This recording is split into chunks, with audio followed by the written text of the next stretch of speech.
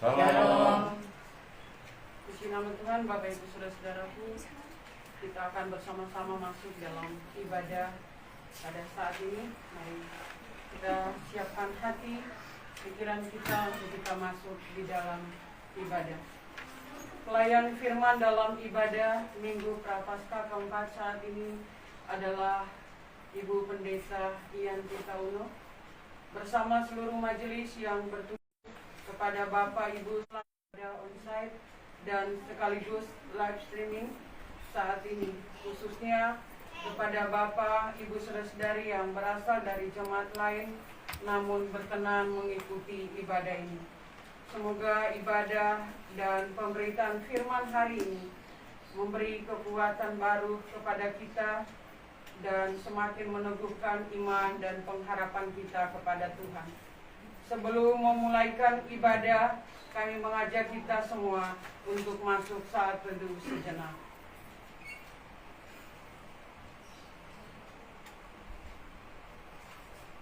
Dengan mengucapkan selamat beribadah, kami undang jemaat berdiri.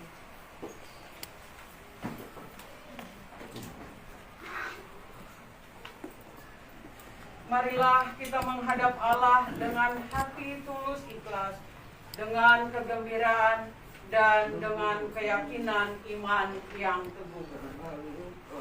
Bersama-sama kita memuji Tuhan. Angkatlah hatimu. Angkatlah hatimu pada Tuhan, bunyikan tetapi dan menari. Jangan lupa bawa persembahan.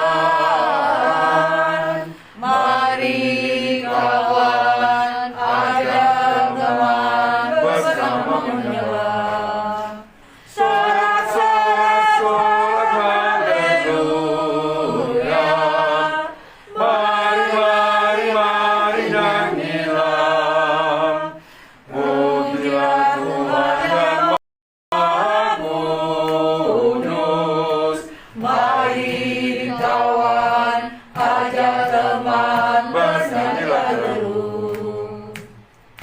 Janganlah mengaku anak Tuhan jika engkau mengeraskan hati. Jadilah pelaku firman Tuhan. Mari kawan, ajak teman bersama menyembah. Sorak-sorak, sorak haleluya. Mari, mari, mari nyanyilah. Pujilah Tuhan yang Maha Kudus. Mari kawan, ajak teman bernyanyi terus. Pertolongan kita adalah dari Tuhan yang menjadikan langit dan bumi. Dalam nama Bapa dan Anak dan Roh Kudus. Amin. Damai sejahtera Allah yang melampaui segala akal turunlah atas kamu sekalian. Amin. Jemaat dipersilakan duduk.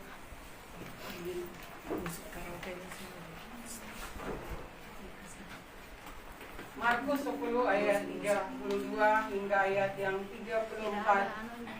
Yesus dan murid-muridnya sedang dalam perjalanan ke Yerusalem dan Yesus berjalan di depan.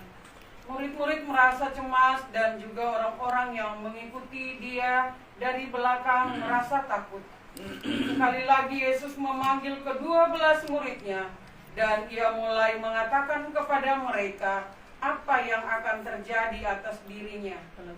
Katanya, sekarang kita pergi ke Yerusalem dan anak manusia akan diserahkan kepada imam-imam kepala dan ahli-ahli Taurat. Dan mereka akan menjatuhi dia hukuman mati. Dan mereka akan menyerahkan dia kepada bangsa-bangsa yang tidak mengenal Allah. Dan ia akan diolok-olokkan, diludahi, disesat, dan dibunuh. Dan sesudah 3 hari ia akan bangkit. Bersama-sama kita memuji Tuhan. Inginkah kau ikut Yesus? Inikah kau ikut Tuhan, pikul salib. Jangan bimbang, jangan sungkan, ikut salib. Ikulah salibmu saja, ikut terus. Lihatlah mahkota Raja Agung Kudus. Apapun kesusahanmu, jangan lemah. Tuhan Yesus besertamu. Tuhan Yesus besertamu, ikut tetap. Pikulah salibmu saja. Pikulah salibmu saja, ikut terus. Lihatlah mahkota Raja. Lihatlah mahkota Raja Agung Kudus. Kita masuk dalam saat pengakuan dosa. Diberi kesempatan kepada jemaat untuk mengaku dosa secara pribadi.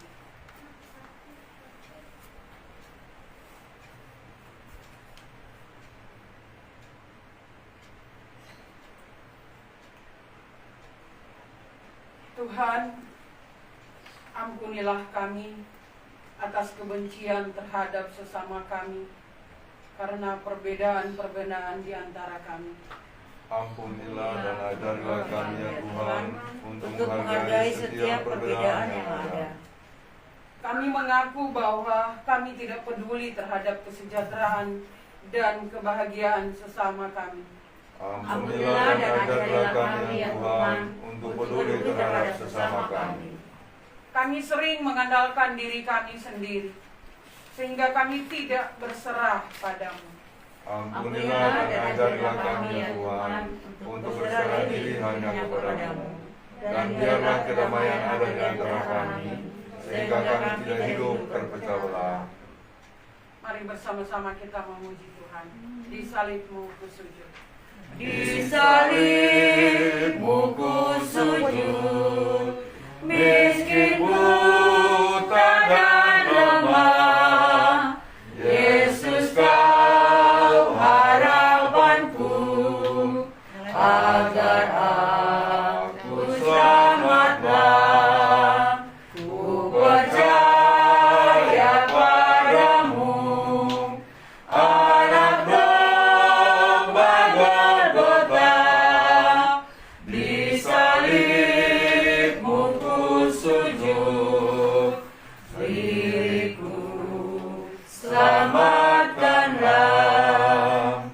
Janji Tuhan ku pegang, ku terima saudaranya, ku bersujud beriman, tersalib bersamanya.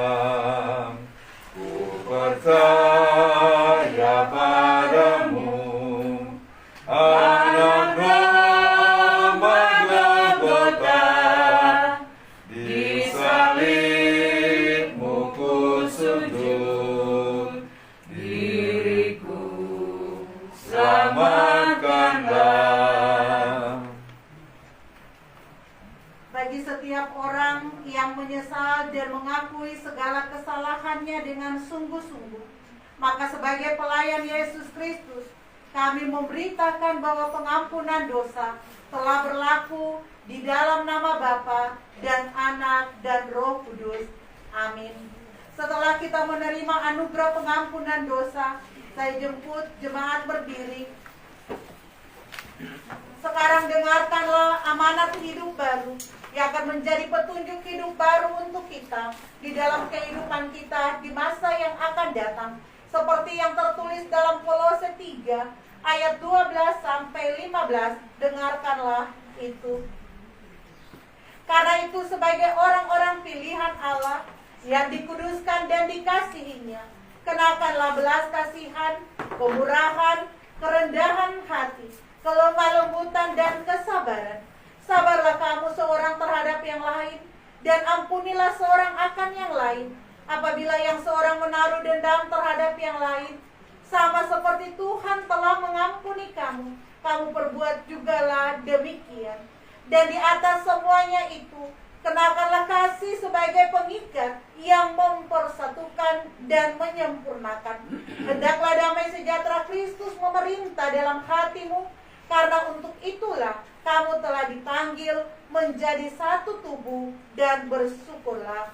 Tuhan menolong kita mewujudkan kemuliaan-Nya dalam kehidupan percaya kita.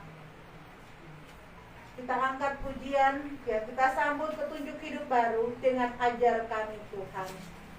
Ajar kami Tuhan, menghitung hari-hari, agar kami beroleh hati bijaksana. Ajar kami Bapa, hidup dalam jalan-Mu, agar semua rencana-Mu digenapi. Mulialah nama-Mu Tuhan, dan ajaib karya-Mu. Pimpin kami di setiap waktu. Besar setiamu Tuhan, agunglah karya-Mu. Yesus, kami bersyukur padamu. Mulialah nama-Mu Tuhan, dan ajaib karya-Mu. Pimpin kami di setiap waktu. Besar setiamu Tuhan, agunglah karya-Mu. Yesus, kami bersyukur padamu. Jemaat dipersilakan dulu.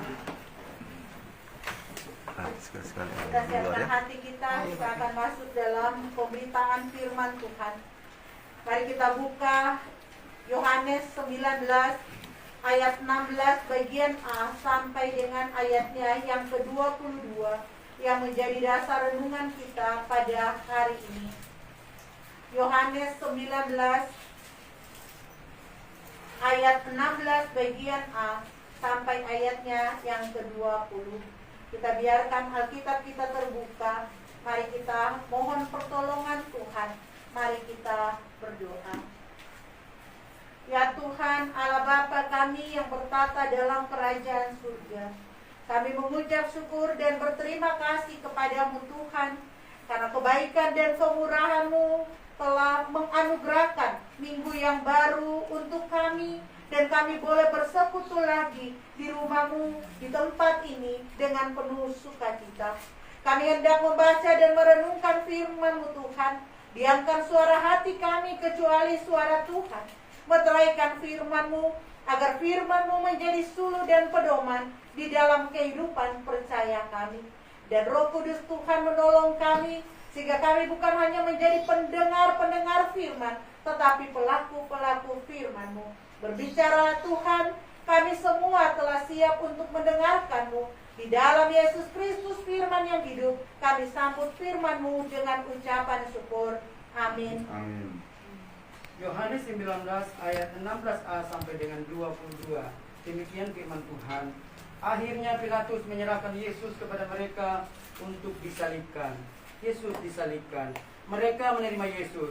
Sambil memikul salibnya, ia pergi keluar ke tempat yang bernama tempat tengkorak, dalam bahasa Ibrani Golgota.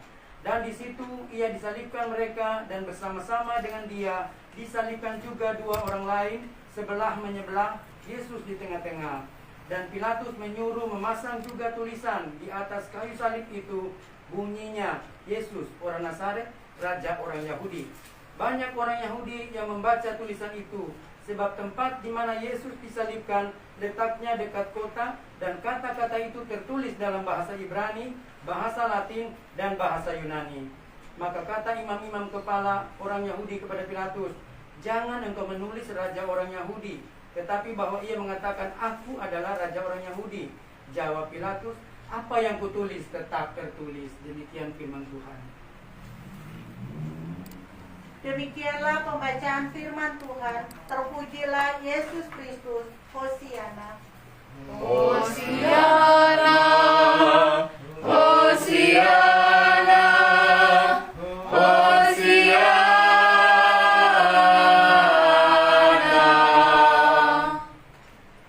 Bapak Ibu, saudara-saudara, jemaat yang dikasihi Tuhan Yesus Kristus, bersama-sama kita menaikkan ucapan syukur kepada Tuhan oleh karena kasih dan kemurahan-Nya, sehingga hari ini kita boleh ada dalam persekutuan yang pertama di tahun 2022 sebagai kelompok ataupun juga persekutuan pos kebaktian Gereja Kristen Sulawesi Tengah Jemaat Gloria Jakarta Pos Cibubur. Selamat sore. Sore. Shalom. Shalom. Apa kabar hari ini? Puji Tuhan baik. Luar biasa. Luar Puji biasa. Tuhan luar biasa pribadi, keluarga, jemaat, dan juga dalam kebersamaan kita sebagai jemaat dan gereja Tuhan, bahkan sebagai warga negara dari bangsa ini dan manusia yang ada di tengah-tengah dunia dalam panggilannya yang harus memuliakan nama Tuhan. Amin. Amin. Jika kita membaca kitab Injil yang ada, baik itu Matius, Markus, Lukas, dan Yohanes, keempat Injil, maka kita akan menemukan bahwa ada cerita yang unik dari keempat cerita itu tentang penyaliban Yesus. Kita akan menemukan bahwa dalam kitab Matius, Markus, dan Lukas, cerita tentang penyaliban Yesus begitu detail dipaparkan. Tetapi dalam kitab Injil, dalam bacaan kita sebagian, proses penyaliban Yesus ditulis begitu singkat. Kita bisa lihat ayat 16a sampai ayatnya yang ke-27 dalam keseluruhan yang diberikan judul oleh Lembaga Alkitab Indonesia, Yesus disalibkan. Dan kalau kita memperhatikan cerita-cerita atau apa yang ada dalam keseluruhan perikop ini, maka kita akan mendapatkan pengumuman-pengumuman dari Yohanes. Satu pengumuman itu ada di dalam bacaan kita, ayat 19 sampai 22. Yaitu ketika setelah Pilatus menyerahkan Yesus untuk disalib, maka dia memerintahkan untuk memasang pengumuman dalam 3 bahasa di atas kayu salib itu. Tapi kita tidak akan membahas pengumuman ini secara detail atau secara spesifik, karena hari ini di Minggu Prapaskah keempat, tema kita adalah Yesus memikul salib ke Golgota. Saudara-saudara, coba kita bawa imajinasi, ingatan, gambaran, khayalan kita. Mari kita bayangkan dalam pemikiran kita Bagaimana kondisi Tuhan Yesus pada saat itu? Cerita yang diberikan oleh Yohanes begitu singkat. Mereka menerima Yesus. Yesus yang seperti apa yang mereka terima? Yesus yang kelelahan di sepanjang malam hingga pagi menjelang tidak tidur. Sebab dia harus menghadapi pengadilan agama, pengadilan negara, pengadilan daripada orang-orang yang memihak. Pengadilan yang kejam, pengadilan yang tidak adil. Yesus yang mengawali hari dengan cambikan daripada duri-duri cambuk yang membuat tubuhnya robek, dagingnya robek. Yesus yang memiliki keletihan yang luar biasa. Darah terus mengalir dari tubuhnya.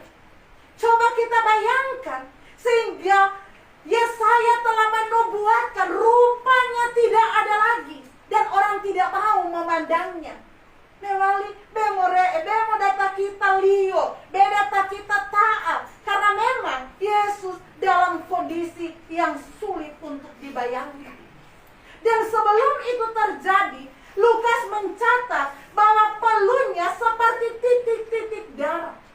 Maka kita tahu bahwa saat itu Yesus ketakutan. Yesus berada dalam pergumulan batin yang amat sangat. Lukas 22 ayat 24.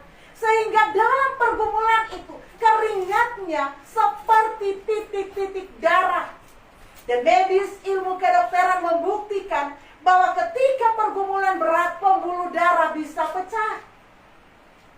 Dan sekarang dalam kalimat yang singkat Yohanes menulis, sambil memikul salibnya, ia pergi keluar ke tempat yang bernama Tengkorak, di mana tema kita berada.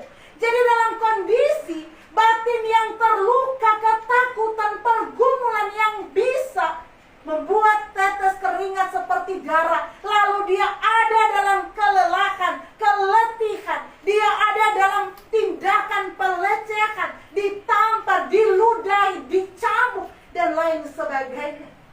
Saya rasa bagaimanapun cara kita membayangkan, maka kita tidak akan bisa membayangkan kondisi manusia yang dalam batinnya sangat terpukul, terguncang, kelelahan dan keletihan yang luar biasa, dengan darah yang terus mengalir dari tubuhnya oleh cabikan cambuk-cambuk berduri. Kita tidak bisa bayangkan. Upaya kita membayangkan secara real ataupun secara mendekati Emo 90%, 50%, saya rasa saya tidak bisa membayangkan kondisi fisik Yesus saat itu. Belum lagi salib yang akan dipikul dan dipikul oleh Yesus. Katanya salib pada waktu itu ukurannya 1,8 hingga 2,4 meter. Dengan berat keseluruhan sekitar 130 meter waktu itu. Dan jarak tempuh dari Yesus disiksa sampai ke Golgota itu 3,5 kilometer. Nah, kalau dikatakan bahwa salib yang dipikul itu hanya salib tiang horizontal, bukan yang vertikal, maka kita bagi dua saja. 130 kilo itu berarti 65 kilo. Bayangkan, kita kuat saja bahwa beras seberat itu tidak akan bisa 1 kilo, apalagi kondisi Yesus. Dan salib yang dipikul oleh Yesus dipertanyakan, salib seperti apa? Nah, legenda Timur Tengah dan Eropa Selatan mengatakan bahwa salib Tuhan Yesus itu dibuat dari pohon ceri, batang pohon ceri yang awalnya, bahwa tumbuhan atau pohon ceri itu lurus, ya, besar, tetapi setelah peristiwa Yesus, pohon ceri dikutuk sehingga saat ini jamu ewa, rumput malu, semak perdu yang tumbuh kerdil, ya, seperti pohon ceri yang ada sekarang. Tapi ini legenda, ya, karena menurut William Shear bahwa dia di tahun 1097 mengambil keputusan bahwa salib yang dipakai untuk menjadi kayu, tempat Yesus disalib dari pohon zaitun, ini juga mendapatkan sanggahan karena pohon zaitun itu tidak ada yang tinggi, yang benar-benar lurus, kemudian dia menghasilkan minyak. Jadi tidak mungkin. Sehingga Santa Helena, Ratu Helena, ibunda dari Kaisar Konstantin, dia mendapatkan penglihatan, ya, bahwa dia diarahkan untuk menggali sebuah tempat, dan di situ digali didapatlah 3 salib, yang akhirnya satu dengan pengujian. Yang ini cerita cerita Katolik ya. Kalau Katolik itu mereka hidup pengajarannya bukan hanya berdasarkan kita orang Protestan satu-satunya sola scriptura, hanya firman Alkitab. Orang Katolik itu masih ditambah dengan legenda, cerita-cerita, tradisi Katolik ya. Jadi menurut mereka bahwa salib itu mengalami pengujian. Salib yang ditemukan itu di mana ada orang sakit ya, kena 2 salib yang pertama tidak ada masalah. Tapi kena salib yang ketiga sembuh dan dipastikan itu salib Tuhan.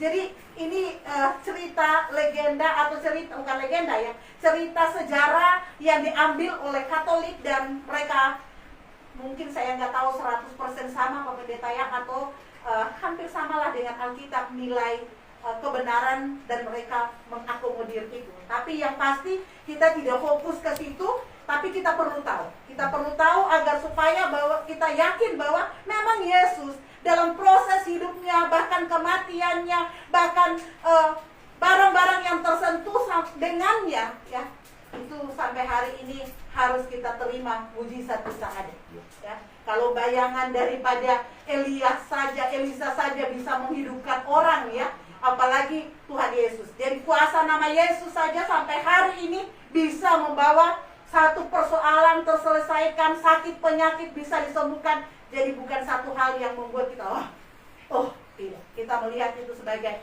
benar. Ya dan amin. Kenapa tidak? Nah, tetapi salib yang pada akhirnya disebut sebagai salib Helena itu diteliti secara mikroskopik, ternyata dia berasal dari kayu jenis pinus atau cemara. Ya. Dan penelitian atas temuan arkeologis dan epistemologi dan penelitian kemudian yang dilakukan secara mikroskopik, artinya sampai pada titik-titik yang tidak terlihat oleh mata, membutuhkan mikroskop, maka dilakukan terhadap sejumlah potongan serpihan kayu salib Yesus. Jadi kayu salib Tuhan Yesus yang ditemukan itu rupanya dipotong-potong, dikirim ke belahan-belahan dunia untuk menjadi apalah, untuk mereka saya lupa. Nah, dari penelitian itu maka dapat disimpulkan bahwa kayu itu dari kayu pinus. Karena itulah yang hidup di sekitar situ. Jadi kalau saya melihat tadi ketika mempersiapkan ini, saya melihat bahwa ternyata memang tidak salah ketika kita Natal mengambil pohon pinus, pohon cemara ya. Terus ternyata sampai kematian Tuhan Yesus pun ternyata memang memakai pohon ini. Ya.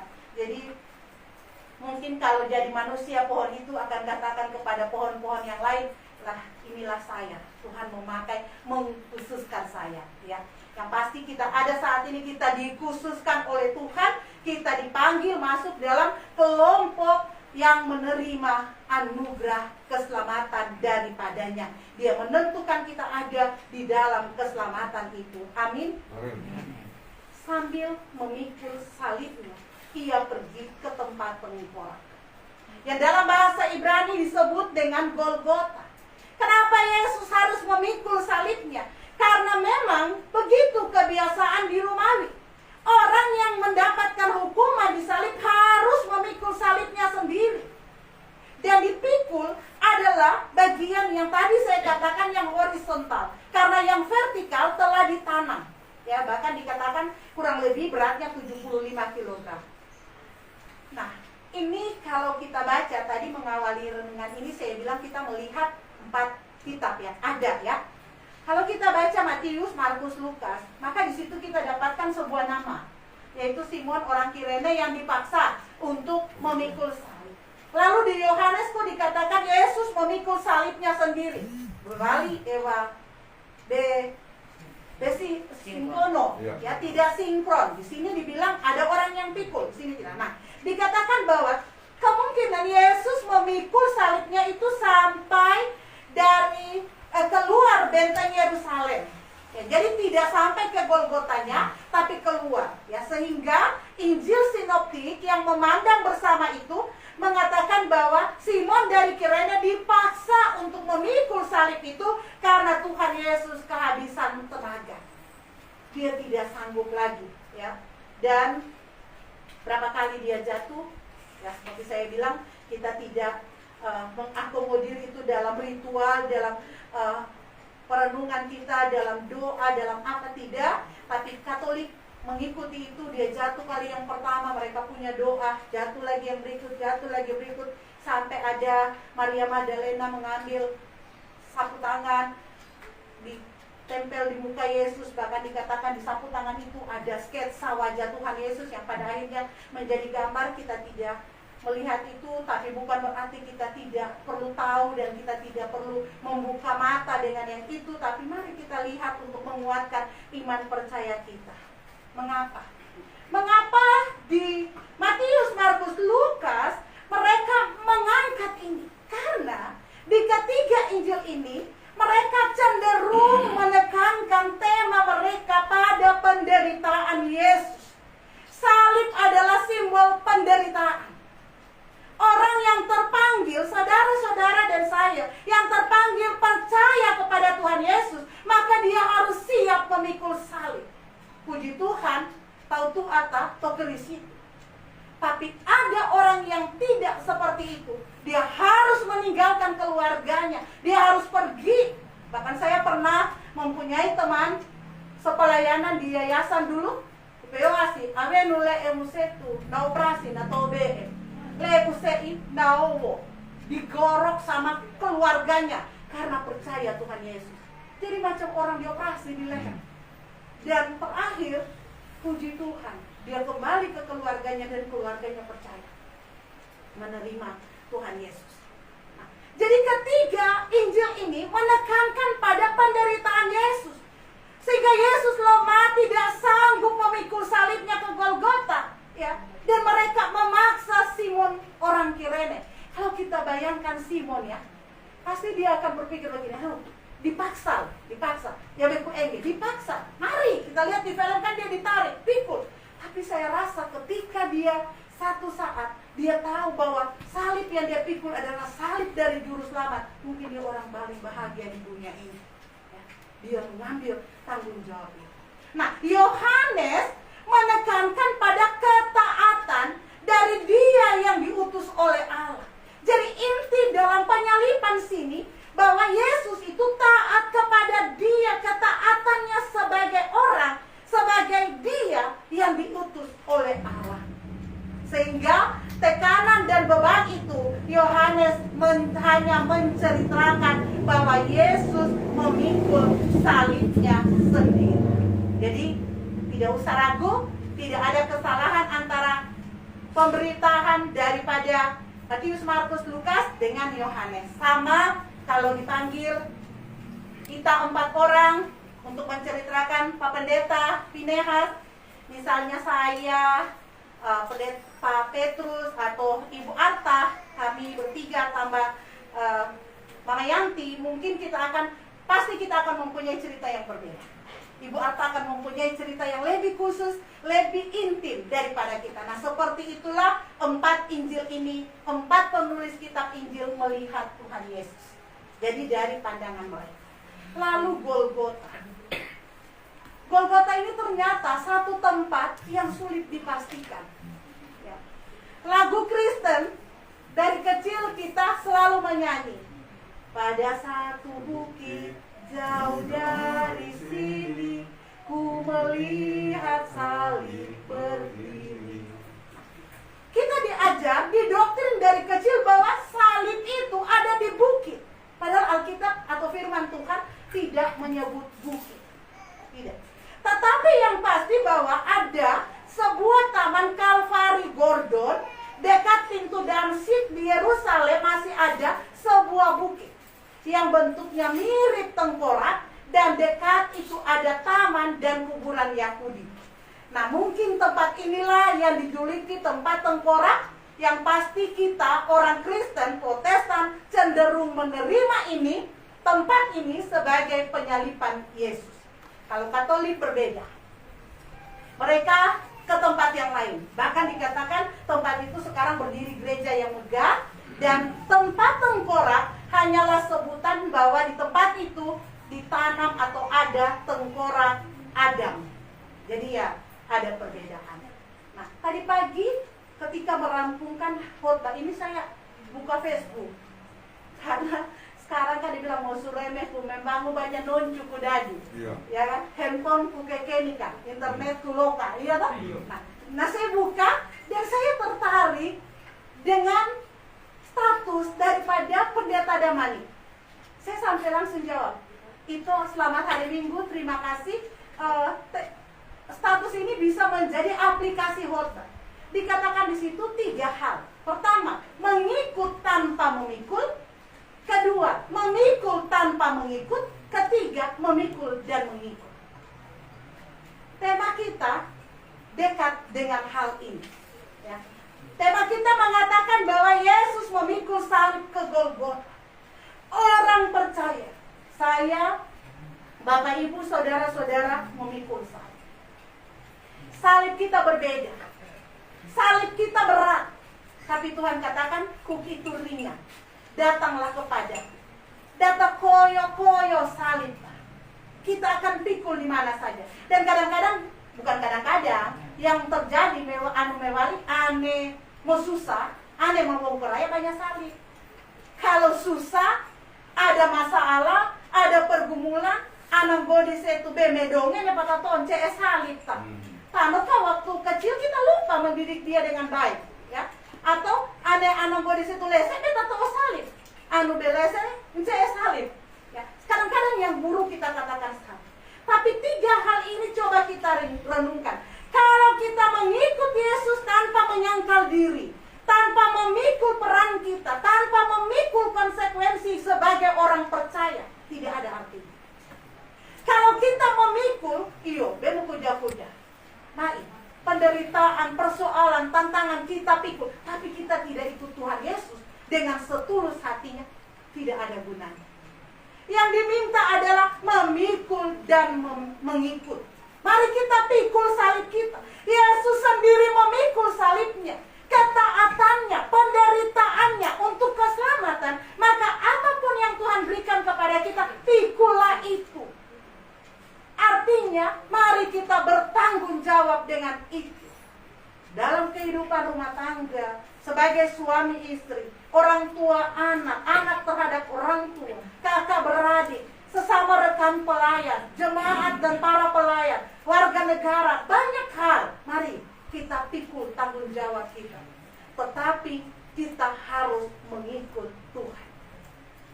Kita lakukan semuanya bukan untuk satu tujuan yang berbeda dari keinginannya. Tetapi mari kita ikuti semua untuk merefleksikan apa yang Tuhan kehendaki. Renungan harian saya pagi ini bercerita tentang seorang pengelola peternakan di Texas. Ia kenal semua orang di kotanya. Dia tahu masing-masing nama mereka. Dan dia juga tahu apa yang terjadi dalam kehidupan mereka. Kalau dia ke kota itu, dia berhenti, dia bertanya, ada anak yang sakit, ada pernikahan yang bermasalah, dan dia akan menawarkan kata-kata penghiburan atau doa. Ya. Yang menarik adalah ia tidak memaksakan imannya kepada orang lain, tetapi pengaruh imannya tinggal melekat kemanapun dia berada. Ini hanya cerita pengalaman seseorang, ya. Dan kalau kita perhatikan cerita ini, kita akan mengatakan, wow, mengenal satu orang satu kota saja sudah luar biasa, ya.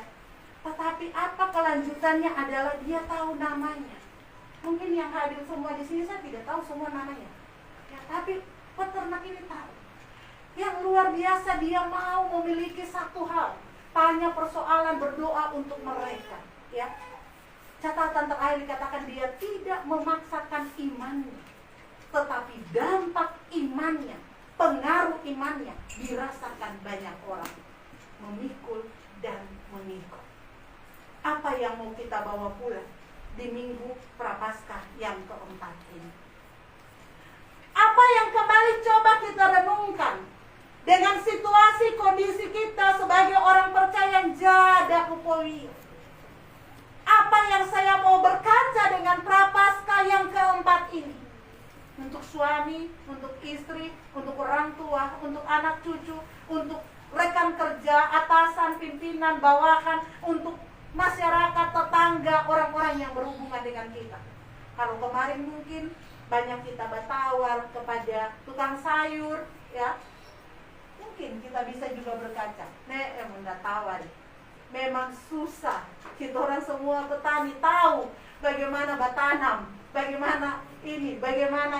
Ya, mari kita membuat dari sesuatu hal yang kecil. Kalau kemarin mungkin kita tidak peduli dengan pos kebaktian Cibubur atau GKST Gloria Jakarta, cuma awal tahun saja diumumkan iuran tanggung jawab, sampai tutup tahun kita tidak lunasi. Mungkin tahun ini kita mulai komitmen untuk melakukan sesuatu agar supaya kita menjadi orang yang memikul dan mengikut. Ada tanggung jawab ketika kita mengikut Tuhan. Ada peran, ya.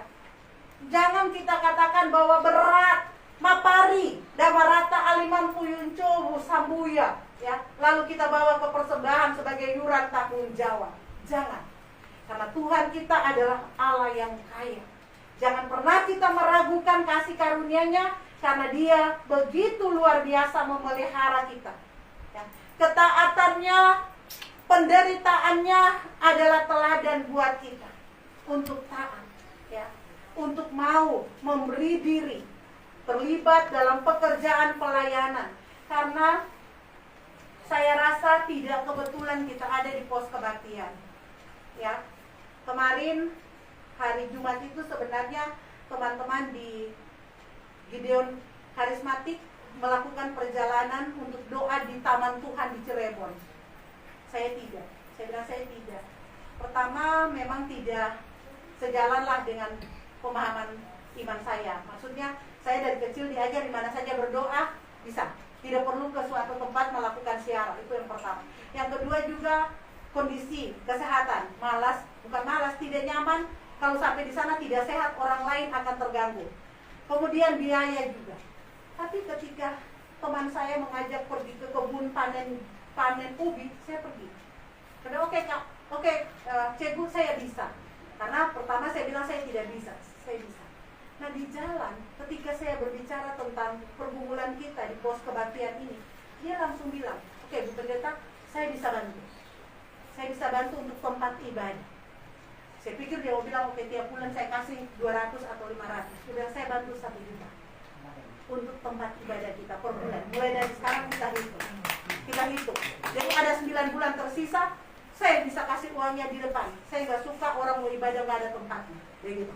Nah, tadi di gereja mereka tanya, Bu Pendeta, kenapa nggak ikut? Harusnya Bu Pendeta ikut. Saya bilang, kalau saya ikut, saya tidak akan mendapatkan bantuan untuk pos kebaktian tempat saya melayani. Jadi yang saya mau katakan, kadang-kadang kita tidak mengerti maksud Tuhan. Tapi ketika ada tuntunan, mari kita ikut. Apa yang kita mau lakukan? Kalau kita lakukan sesuatu yang baik, walaupun ini juga baik, tapi ada tujuan yang lain, ya, yang Tuhan buat. Jadi tidak kebetulan. Saya percaya tidak kebetulan pos Cimanggis ini akan ada 2 tahun dengan ibadah tidak ibadah, COVID tidak COVID, tetap berjalan, ya. Jadi ini tahun ketiga. Kita imani Tuhan akan berikan tempat sehingga banyak orang simpatisan seperti di Bekasi kemarin, ada teman pelayanan dari GPIB juga gabung ibadah. Mudah-mudahan nanti ke depan di sini juga ada teman-teman pelayanan kita, tetangga kita bisa ikut beribadah dengan GKST.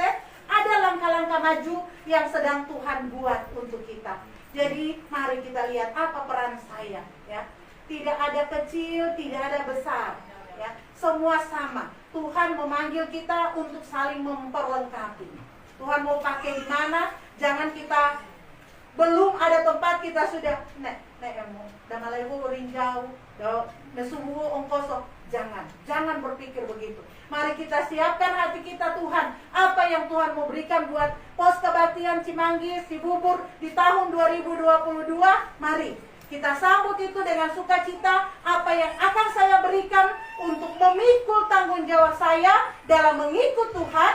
Seperti Yesus telah memikul salib sampai ke Golgota. Mari kita pikul salib. Mari kita lakukan peran dan tanggung jawab kita. Sampai kita tiba di tempat yang telah Tuhan siapkan buat kita. Tuhan akan memberkati, menyertai kita. Dan Tuhan akan menolong kita semua. Terpujilah nama Tuhan. Tuhan memberkati.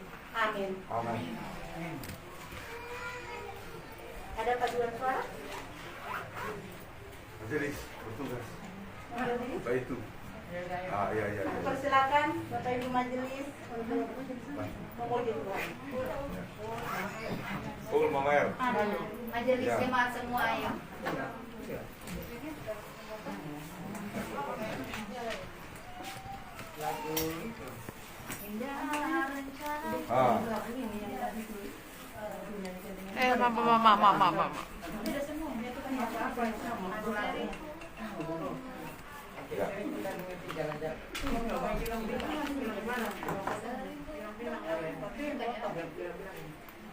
Rom, ini. Oke.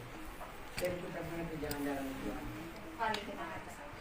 Sering ku tak mengerti jalan-jalanmu Tuhan, bagai di belantara yang Ambil dari samping sini, angkat. tanpa seribu tanya, namun tetap percaya. Tuhan sungguh sempurna, agar ku memahami semua yang kau ingini, agar hidupku puaskan hatimu. Bagimu aku rela sepenuh hati menghamba, serahkan diri genapi karyamu. Sering ku tak mengerti jalan-jalanmu Tuhan, bagai belantara yang gelap. Tanpa seribu tanya, namun tetap percaya.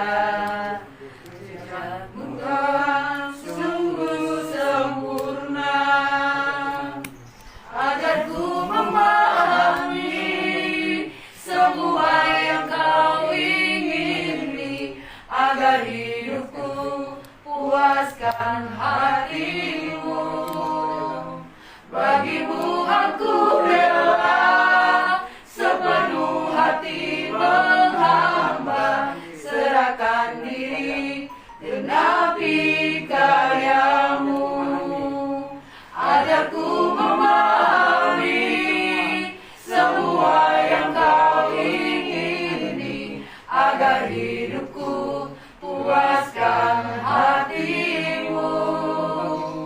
Bagimu aku rela sepenuh hati menghamba, serahkan diri genapi karyamu, serahkan diri genapi karyamu.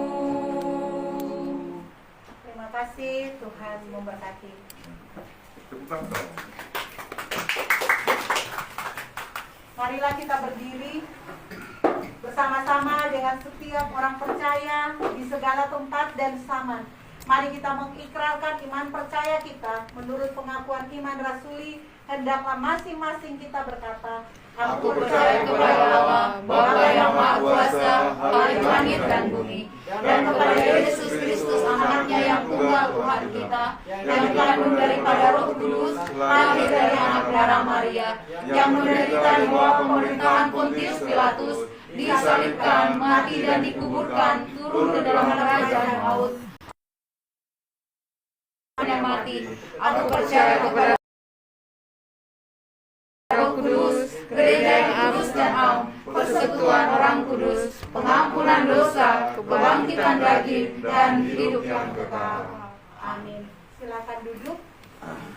Kita akan menaikkan doa syafaat kita. Mari kita berdoa. Segala puji, hormat, dan syukur kami naikkan kepadamu Tuhan. Engkau berikan waktu kesempatan buat kami memasuki Prapaskah yang keempat. Dan kami diingatkan tentang Yesus yang memikul salibnya ke Golgota. Sehingga Tuhan dalam perenungan kami memiliki tekad untuk memikul dan mengikut. Apapun yang Tuhan izinkan dalam kehidupan kami menjadi salib kami, harus kami pikul dengan ucapan syukur. Yang teristimewa adalah ketika kami meninggalkan jejak iman kami bagi keluarga, bagi masyarakat, bagi orang-orang yang ada di sekeliling kami, bahkan bagi bumi di mana kami tinggal dan berpijak. Terima kasih Tuhan, biarlah Prapaskah yang keempat tidak berlalu begitu saja, tetapi menjadi satu kesempatan kami merenungkan kembali pemberian diri kami, panggilan anugerah Tuhan, sehingga kami mampu berperan dengan baik dalam peran dan tanggung jawab kami masing-masing. Berkati jemaat-Mu, Gereja Kristen Sulawesi Tengah, memulai dari majelis sinode, majelis klasis, sampai pada majelis jemaat yang ada di Gloria, Jakarta di tempat ini. Hamba-Mu, Bapak Pendeta Pinehas Jenjeni, sebagai gembala jemaat, Tuhan memberkati dalam pelayanan, Tuhan memberkati keluarga, istri dan anak, rumah tangga. Tuhan campur tangan, Tuhan cukupkan segala kebutuhan mereka, Tuhan lindungi dan Tuhan pelihara. Dan dalam pelayanan-pelayanan yang ada, biarlah semuanya mampu dikerjakan dengan baik. Tuhan berkati majelis jemaat yang ada, yang berumah tangga ataupun yang belum, yang mempersiapkan kehidupan rumah tangga. Tuhan memberkati. Berkati keluarga masing-masing, berkati rencana-rencana ke depan, berkati pekerjaan-pekerjaan yang Tuhan percayakan, kerjasama yang baik untuk bergandengan tangan dalam panggilan pelayanan akan memampukan para pelayan-pelayan-Mu melakukan tugas tanggung jawab pelayanan dengan baik. Berkati juga untuk pos kebaktian Bekasi, berkati untuk pos kebaktian Cimanggis, di mana kami ada, Cibubur dan sekitarnya, di mana hari ini adalah pertemuan perdana kami.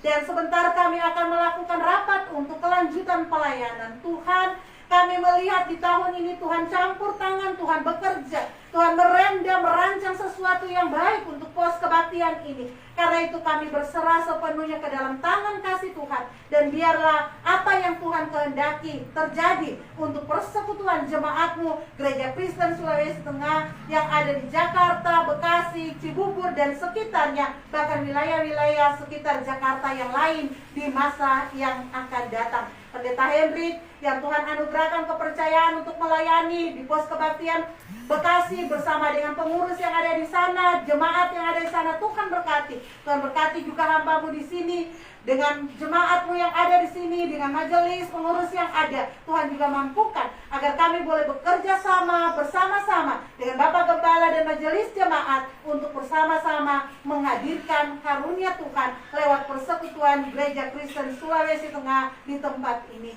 Terima kasih Tuhan.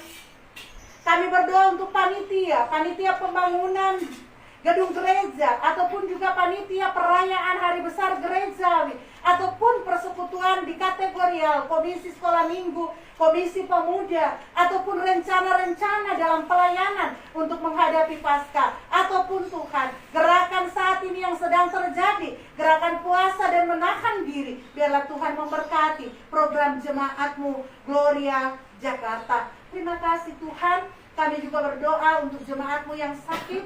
Mari Tuhan jamah, Tuhan lawat, Tuhan pulihkan. Khususnya untuk Bapak Yanti, Bapak Tanamo yang ada di sini, yang seminggu ini juga terganggu kesehatannya. Biar dalam nama Tuhan Yesus Engkau pulihkan. Dengan orang tua kami yang lanjut usia, di usia lanjut Tuhan, biarlah mereka tetap kuat, tetap terpelihara, tetap menghadapi peran tanggung jawab di masa yang akan datang dengan pertolongan Tuhan. Terima kasih untuk mereka yang berulang tahun di usia yang baru, umur panjang di tangan kanan, kekayaan, kehormatan di tangan kiri. Berkat Tuhan menyertai. Merayakan ulang tahun pernikahan, Tuhan juga berkati agar supaya tetap cinta kasih dibaharui sampai maut memisahkan. Pergumulan-pergumulan keluarga, menghadapi anak-anak dalam studi, dalam kemudaan, dalam masa depan mereka. Tuhan campur tangan dan Tuhan bekerja dalam otoritas Tuhan. Kami juga bersyukur ketika Tuhan berkenan memberkati penantian keluarga Marbun Toding, sehingga kemarin Tuhan telah lahir putra pertama dalam keluarga mereka.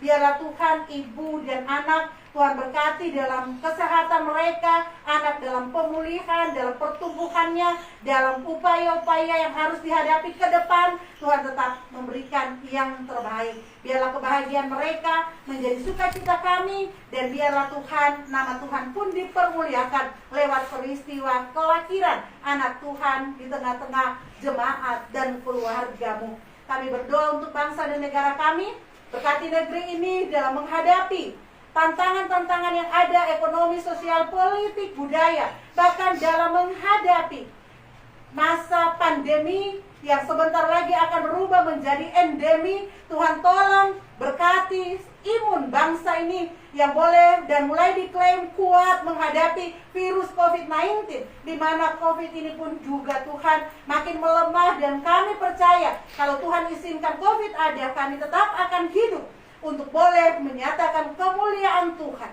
di tengah-tengah panggilan kami. Dan itu akan menjadi situasi dan kondisi yang ada di sekitar kami, agar kami tetap menyadari bahwa sungguh kami butuh Tuhan, kami perlu Tuhan, dan Tuhan menghendaki kami memperhatikan, peduli dengan sekeliling kami, orang-orang yang ada di sekeliling kami, dengan bumi yang ada, yang kami diami. Terima kasih Bapak Presiden, Wakil Presiden, dengan menteri yang ada, pimpinan daerah tingkat 1, tingkat 2, sampai yang terdekat dengan kami, berkati.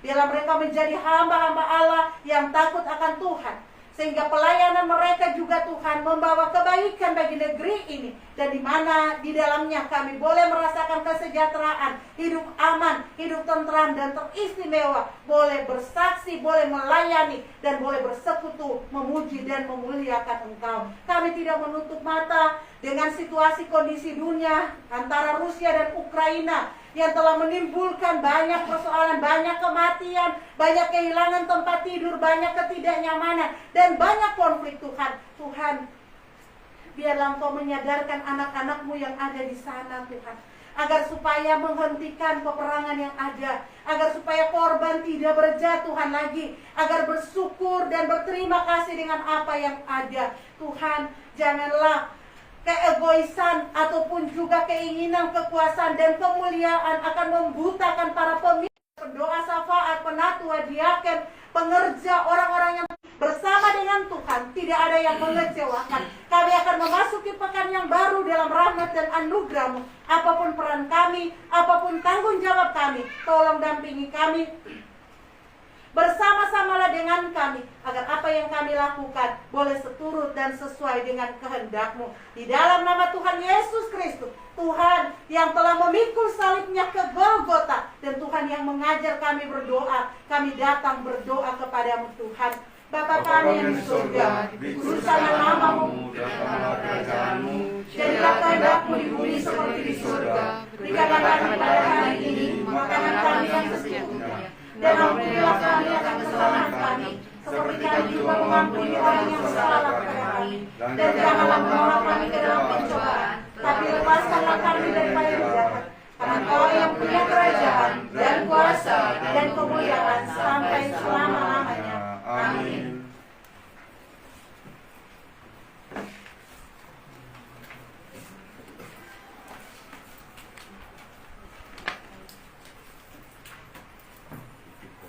Bersama-sama kita telah diberkati lewat firman Tuhan yang sudah disampaikan, dan ini saatnya kita akan bersama-sama memberikan persembahan kita.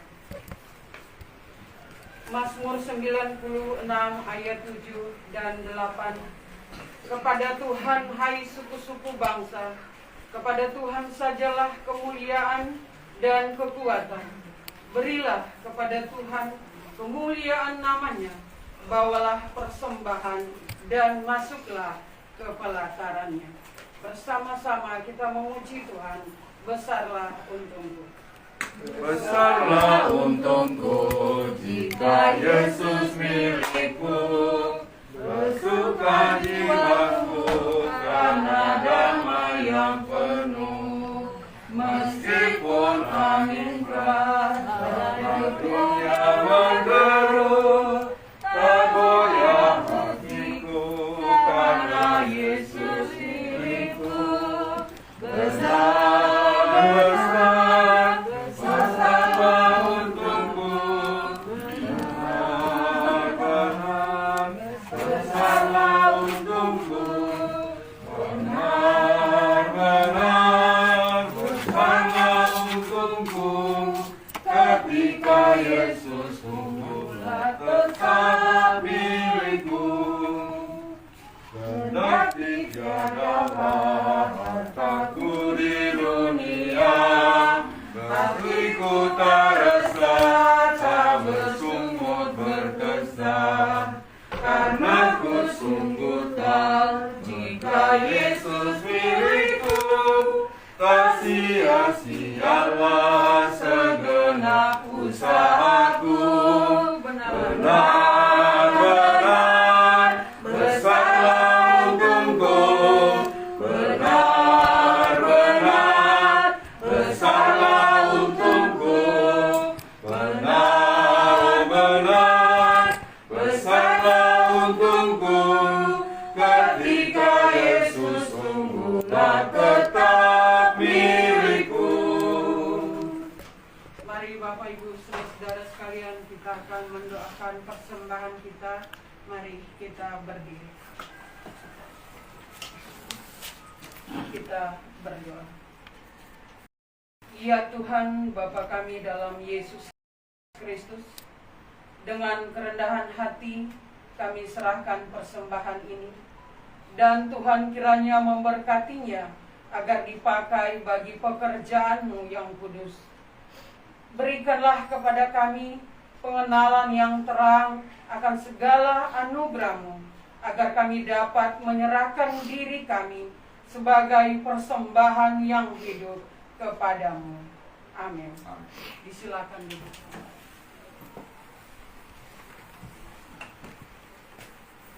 Shalom. Shalom. Kuarta Jemaat GKSD Hospital Cibubur Cimanggis, diucapkan terima kasih kepada Ibu Pendeta Agnita WM Tauno, majelis bertugas pada hari ini, dan ibadah rutin untuk ibadah Gospel Cibubur Cimanggis jam 4 sore, dan kita terus dukung dalam doa agar pelayanan Gospel Cibubur Cimanggis boleh berjalan dengan baik. Kita bersyukur kepada Tuhan juga karena kasih dan anugerah Tuhan, sehingga telah lahir seorang putra pertama keluarga Marbun Toding tanggal 19 Maret 2022 di Rumah Sakit Ibu Anak Melania Cibinong, dan diberi nama Lucky Manuel Gevaria. Kita dukung dalam doa sehingga ibu dan anak dalam keadaan sehat. Begitu juga kita terus dukung dalam doa untuk Ibu Nining Tadiulu yang kita kenal dengan Mama Michael, biar Tuhan memberikan pemulihan, Tuhan menjamah dan menyembuhkan untuk penyakit yang ada saat ini dialami oleh Ibu Nining. Kita percaya mujizat Tuhan dinyatakan. Amin. Amin. Kemudian kita dukung juga di dalam doa untuk Ibu Lombu Toralawe, dirawat di Rumah Sakit Poso. Ini adalah orang tua atau ibu dari Erni. Ya, kita doakan biar Tuhan menjamah dan menyembuhkan. Dan juga rencana besok saudari Erni akan berangkat ke Poso. Kiranya Tuhan menyertai dalam perjalanannya sehingga tiba bertemu dengan orang tua terkasih bersama keluarga di sana dengan tidak kurang satu apapun. Kita dukung dalam doa juga untuk Ibu Risma Tadayu, di mana akan melakukan proses pengurusan berkas nikah dinas di Malang. Kita percaya apa yang Tuhan sudah mulai, pasti Tuhan juga akan terus memberkati sehingga semua kepengurusannya boleh berjalan dengan baik dan tidak kurang satu apapun. Ya, begitu juga kita dukung dalam doa untuk Bapak keluarga di tempat ini, Bapak Tanamo, Bapak Yanti. Kiranya Tuhan memulihkan kesehatannya sehingga hari lepas hari Tuhan nyatakan kuasa dan mujizat sehingga mengalami kesembuhan. Demikian warta jemaat pada saat ini. Tuhan memberkati kita semua. Shalom. Shalom.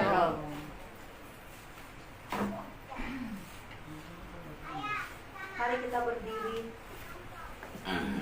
Saudara-saudara, hiduplah dalam kebenaran Allah, karena dari situlah kita menerima jaminan ketentraman sejati.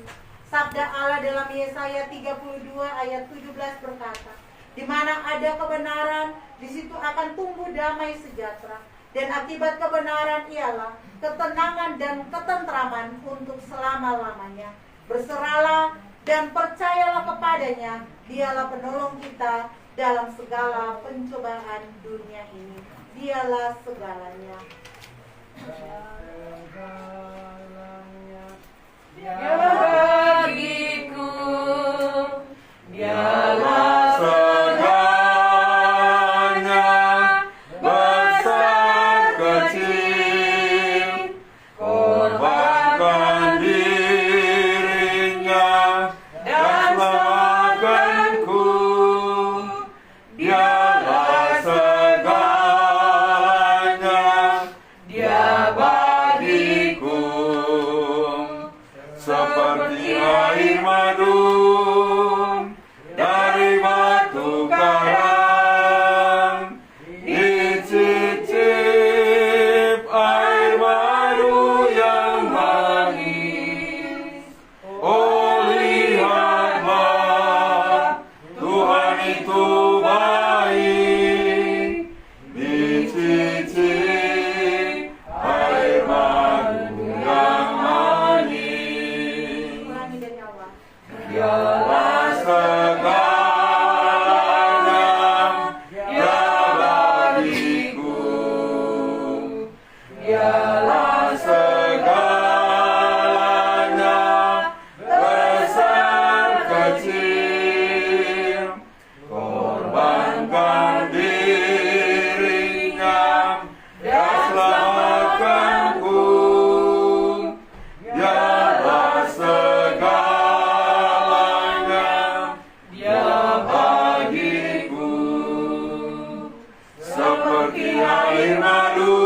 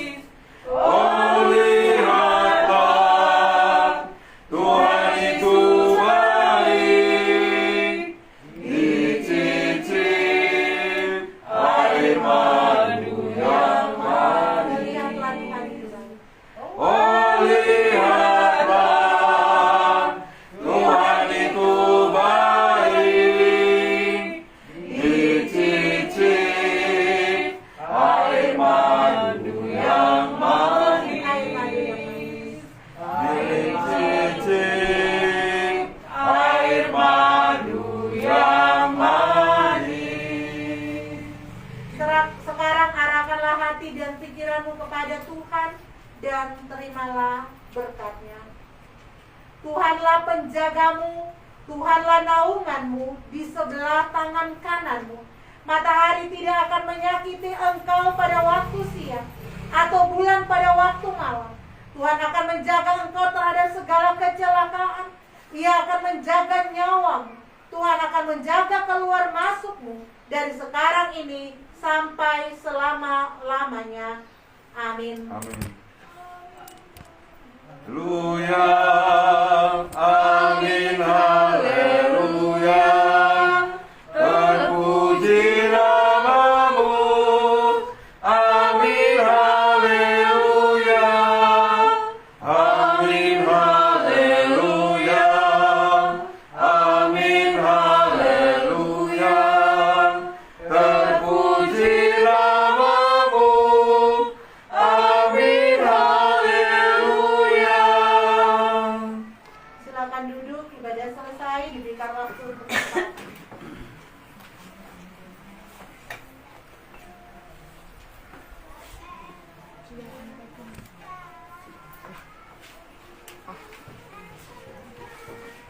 Demikian ibadah kita pada sore hari ini. Tuhan memberkati kita semua. Selamat sore. Sore. Dan begitu juga diucapkan terima kasih kepada keluarga di tempat ini, Bapak Tanamo bersama Ibu di tempat ini. Tuhan memberkati untuk tempatnya yang sudah kita pakai beribadah.